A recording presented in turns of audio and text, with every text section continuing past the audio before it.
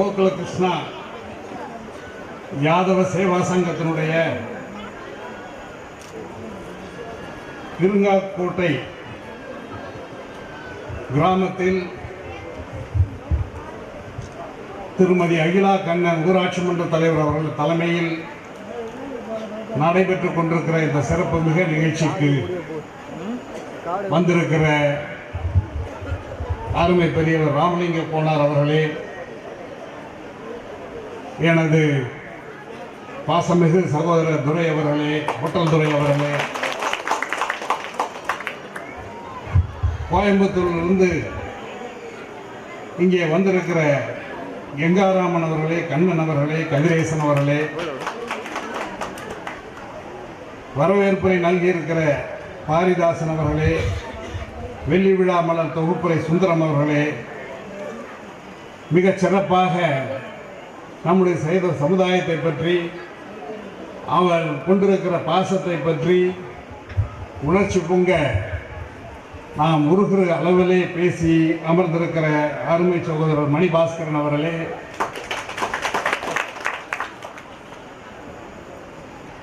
என்னோடு சென்னையிலும் சரி எல்லா ஊர்களிலும் சரி யாதவ நிகழ்ச்சிகள் எங்கு நடந்தாலும் எல்லா வகையிலும் துணையாக இருக்கிற மூத்த துணைத் தலைவர் பன்னீர்செல்வம் அவர்களே, செல்வம் அவர்களே, திருச்சி மாநாட்டில் சிவசக்தி பாண்டியன் அவர்களே, அவருக்கு துணை புரிந்த ரெட் சங்கர் அவர்களே, நிறைய பெயர்கள் இருக்கிறது. எல்லோருக்கும் எனது வணக்கத்தையும், வந்திருக்கிற தாய்மார்களுக்கும் பெரியவர்களுக்கும் எனது வணக்கத்தையும் அன்பையும் தெரிவித்துக் கொள்கிறேன். தமிழ்நாடு யாதவ மகாசபையுடைய பொறுப்பை நண்பர்கள் மிகவும் வற்புறுத்தி என்னை ஏற்க வைத்தார்கள். நான் பெருமைக்காக சொல்லவில்லை. கோபாலகிருஷ்ணன் அவர்கள் இறந்த பிறகு அவ்வளவு பெரிய ஒருவர் அந்த பதவியை வகித்த பிறகு வெற்றிடமாக இருந்த நிலையில் என்னை மீண்டும் மீண்டும் வற்புறுத்தினார்கள். ஒரு பொறுப்பை எடுத்துக்கொண்டால் அதை திறம்பட செயல்படுத்த வேண்டும் என்கிற நோக்கத்தில் நான் யோசித்துக் கொண்டே இருந்தேன். என்றாலும் அவர்களுடைய அன்பும் பாசமும் வற்புறுத்தலும் என்னை ஏற்றுக்கொள்ள செய்தது. நாங்கள் பதவியேற்ற எல்லோரும் சேர்ந்துதான் பதவியேற்றுக் கொண்டோம். பதவியேற்ற இந்த ஏறக்குறைய 1.5 வருட 2 வருட காலத்தில் தமிழ்நாட்டிலே யாதவனை மதிக்கிற அளவிற்கு நான் திருச்சி மாநாட்டை நடத்தி காட்டியிருக்கிறோம். எங்கே இருக்கிறார்கள் யாதவர்கள் என்று கேட்டவர்கள் எல்லாம் அமைச்சர்களிலிருந்து அரசியல்வாதிகளிலிருந்து ஏன் டெல்லியிலே கூட என்னை கேட்கிறார்கள், மிகப்பெரிய கூட்டமாமே என்று கேட்கிறார்கள், மிகப்பெரிய பிரம்மாண்டமான கூட்டமாமே என்று கேட்கிறார்கள். அந்த மாநாட்டை தொடங்கி வைப்பதற்காக வந்திருந்த நேரு அவர்கள், நான் சென்னையிலிருந்து வந்து கொண்டிருக்கிறேன், என்னால் வர முடியவில்லை, நூற்றுக்கணக்கான வண்டிகள் வந்து கொண்டிருக்கின்றன, இந்த மாநாடு மிகப்பெரிய வெற்றியை அடையப் போகிறது என்று சொன்னார். அதற்கு பிறகு நான் அவரை வீட்டிலே சந்தித்து நன்றி சொன்ன பொழுது, நீங்கள் சாதித்து காட்டிவிட்டீர்கள், யாதவர்கள் தமிழ்நாட்டிலே புறந்தள்ள முடியாதவர்கள் என்பதை அந்த மாநாட்டில் நிரூபித்து விட்டீர்கள் என்று சொன்னார். அந்த மாநாட்டில் சில சிரமங்கள் இருந்த பொழுது அவரை நான் போய் நேரிலே அழைத்தேன்.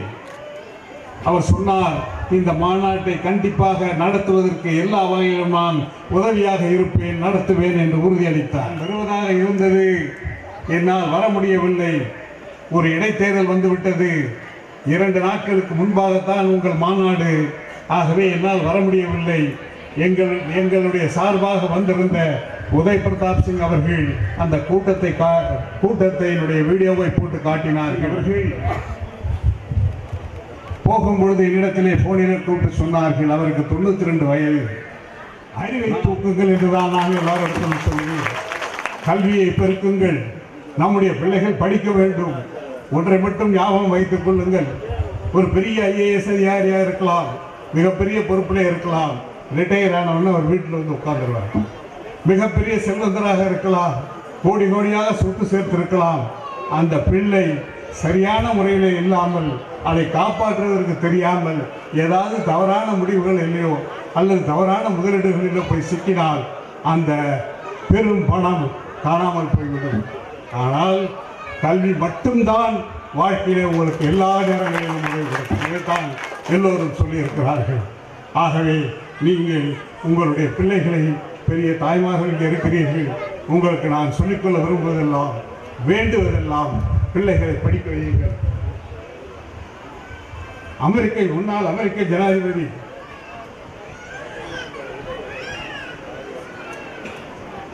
ஒபாமா, கருப்பு இன தலைவர், முதலாவதாக ஒரு கருப்பு இனத்தைச் சேர்ந்த தலைவர் ஒருவர் அமெரிக்க ஜனாதிபதி ஆனார். அவருக்கு எப்போதுமே ஒரு வருத்தம், ஆப்பிரிக்க சமுதாயத்தைச் சேர்ந்த நாம் முன்னேற முடியவில்லையே என்று வருத்தம். அங்கே ஒரு மாநாடு நடந்தது. ஆப்பிரிக்க பெண்மணிகள் எல்லாம் சேர்ந்து ஒரு மாநாட்டை நடத்தி அவரை பேசுவதற்கு அழைக்க கூப்பிட்டிருந்தார்கள். அப்போது போகும்போது அவர் சொன்னார், நீங்கள் நன்றாக ஒன்றை புரிந்து கொள்ளுங்கள், இந்திய தாய்மார்களிடமிருந்து ஒன்றை நீங்கள் கற்றுக்கொள்ளுங்கள். அவர்கள் குழந்தைகளை படிக்க வைப்பதைப் போல நீங்களும் படிக்க வைக்க வேண்டும் என்று அந்த கூட்டத்திலே, ஆப்பிரிக்க பெண்மணிகள் நிறைந்திருந்த கூட்டத்திலே அறிவுரை சொன்னார்கள். உண்மை, புருஷன் எப்படி போகிறான் என்று தெரியவில்லை.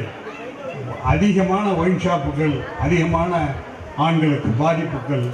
ஆனால் ஒரு குழந்தையை உருவாக்க வேண்டும் என்றால், அவனை கணினி கல்வியிலே பெரியாளாக ஆக்க வேண்டும் என்றால், ஒரு ஐஏஎஸ் ஆக்க வேண்டும் என்றால், ஒரு நல்ல தலைமுறையை உருவாக்க வேண்டும் என்றால், அது உங்களுடைய கையிலே தான் இருக்கிறது. நீங்கள் தான் அதற்கு முயற்சி எடுக்க வேண்டும்.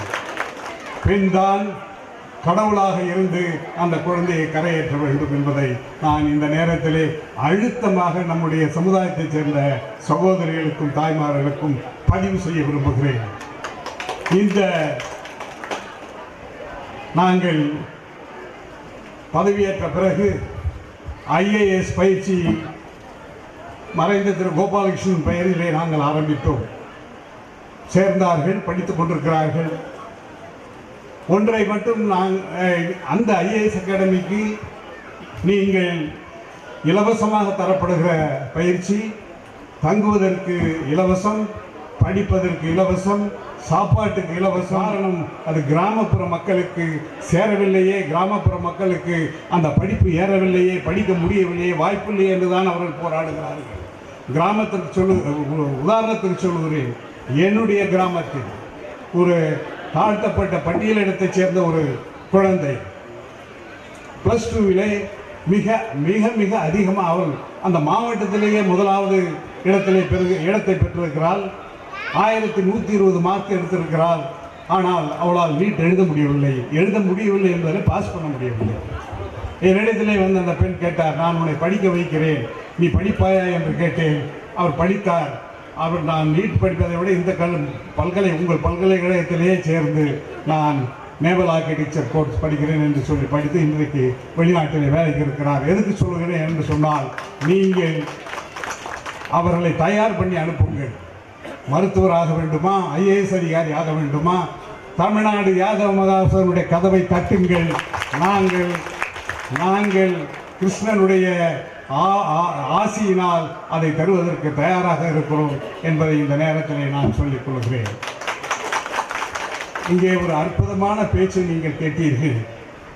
நம்முடைய சகோதரி ஆதிரா அவர்கள் பேசிய பேச்சு மிக உணர்ச்சி மிக்கதாக இருந்தது. அவர் எங்கோ ஒரு சில இடங்களிலே வந்து கிருஷ்ணர் புகழை பாடுவதும் யாதவ மகாசபை பற்றி பேசுவதும் அல்லாமல், அதிகாரபூர்வமாக தமிழ்நாடு யாதவ மகாசபையுடைய தலைமை பேச்சாளராக நாங்கள் இன்றைக்கு அறிவிக்கிறோம்.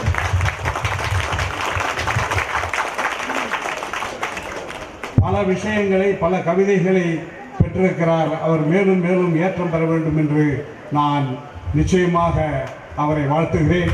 அவருடைய முயற்சிகள் வெல்ல வேண்டும் என்று வரவேற்கிறேன். ஆக இதெல்லாம் எங்களது கடந்த காலம். நாங்கள் இந்த 1.5 வருட காலத்திலே செய்திருக்கிற சாதனைகள் திருச்சி மாநாட்டை விட மிகப்பெரிய சாதனை. இந்த காலகட்டத்தில், இந்த சூழ்நிலையில் ஏறக்குறைய 10 ஆண்டுகளில் வேறு எந்த சமுதாயமும் நடத்த முடியாத அளவிற்கு இந்த மாநாட்டை நான் நடத்தி காட்டினேன். அதுதான் நம்முடைய மிகப்பெரிய படித்த ஏறத்தாழ 10,000 15,000 இளைஞர்களுக்கு மேலானவர்கள் பல இடங்களிலே வேலை செய்து கொண்டிருக்கிறார்கள். என்னுடைய பல்கலைக்கழகத்தின் துணைவேந்தரே கூட, திருவாசம் அவர்களே கூட இந்த சிவகங்கை மாவட்டத்தை சேர்ந்தவர் தான் என்றாலும் அவர் யாதவர் கல்லூரியினுடைய பிரின்சிபலாக இருந்து சென்னை பல்கலைக்கழகத்தினுடைய துணைவேந்தராக உயர்ந்து இன்றைக்கு எங்களிடத்திலே படித்து கொண்டிருக்கிறார், வேலை பார்த்து கொண்டிருக்கிறார். அப்படி பலரை உருவாக்கி இருக்கிறது யாதவர் கல்லூரி.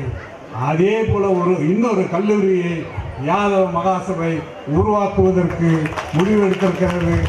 அந்த கல்லூரி ஆரம்பிப்பதற்காக ஒரு அறக்கட்டளையை நாங்கள் தொடங்கி இருக்கிறோம். அந்த அறக்கட்டளை மிக விரைவாக உங்களிடத்திலே உங்களை நாங்கள் அனுப்புவோம். எனக்கு இந்த தைரியம் எப்படி வந்தது? குறைந்தது எல்லோரும் சொல்கிறார்கள் 12 கோடி ஆகும் என்கிறார்கள், 15 கோடி ஆகும் என்கிறார்கள். நான் சொன்னேன், எங்களால் முடியும், எங்கள் யாதவர்களால் முடியும். என்ன தைரியம்? எனக்கு முதல்ல பயம் இருந்தது, இப்போ இல்லை. ஏன்னா எனக்குரிய 3 லட்சம் பேர். நாங்கள் ஒரு வண்டிக்கு கூட காசு கொடுக்கல, ஒரு சாப்பாடு போட்டும் கொடுக்கல. மற்ற ஐட்டங்கள்லாம் மற்றவங்க சொல்லுவாங்க, எதையுமே நாங்கள் கொடுக்கல. ஆனால் அத்தனை பேரும் அவர்களே வண்டி எடுத்துக்கொண்டு தர்மபுரியிலிருந்து, ஓசூரிலிருந்து, கன்னடத்திலே எழுதி வண்டி வந்தது. யாதவர்கள் வந்தார்கள். கேரளாவில் இருந்து மலையாளத்திலே இருந்து பஸ் வந்தது. தமிழ்நாடு முழுவதும் இருந்து வந்தது. இது என்னுடைய கூட்டம், என்னுடைய மக்கள் கூடுகிற கூட்டம்.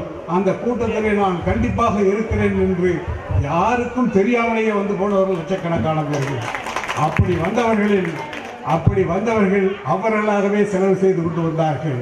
இங்கே கணக்கு தெரியவர்களுக்கு தெரியும், ஏறக்குறைய 10-12 கோடி ரூபாய் கை செலவோடு அந்த யாதவர்கள் அங்கே வந்தார்கள். ஒரு மாநாட்டுக்கு இவ்வளவு பேர் வந்திருக்கிறார் என்றால் நாம் ஒரு கோயில் கட்டப் போகிறோம். யாதவர்களுக்கு எதிர்காலத்தை உருவாக்குவதற்காக, இந்த இளைஞர்களுக்கு தலைவர்களை தாண்டி உருவாக்குவதற்காக 100 ஆண்டுகளுக்கும் மேலாக இந்த கல்வி நிலையம் கண்டிப்பாக யாதவ இளைஞர்களுக்கு பயன்படும் என்பதற்காக நாம் இந்த மிக முக்கியமான வேலையை ஆரம்பிக்கிறோம். அதற்கும் மற்ற எல்லா முயற்சிகளுக்கும் நீங்கள் ஆதரவு தர வேண்டும் என்று கேட்டு